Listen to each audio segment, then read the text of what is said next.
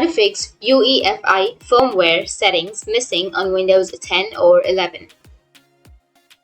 So if you want to fix UEFI firmware settings missing on your Windows 10 or 11, then just follow the process. First, you need to go with search, and under search, you need to search for edit power plan and click on edit power plan. Here you need to go with power options and then click on choose what the power button does and go with change settings that are currently unavailable. And from here you need to toggle these options on, and then you need to go with save changes. And this might fix your problem, but if this doesn't fix your problem, then the second solution or the next solution is you need to press Windows and R keys together, and here you need to enter MSINFO32 and then press the enter. And here you need to go with the BIOS mode, and if you have UEFI, then you won't have the problem. Now you need to right click on your desktop and then go with new, and under new you need to click on shortcut, and here you need to type shutdown space -R space -FW, and here you need to go with next, and after that you need to enter space UEFI,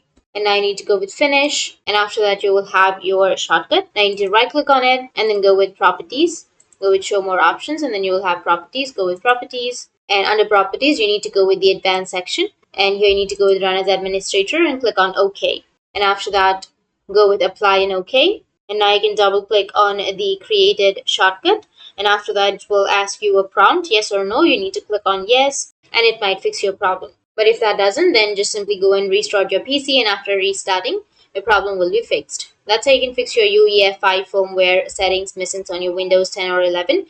And if you have any questions, feel free to comment below. Thanks for watching.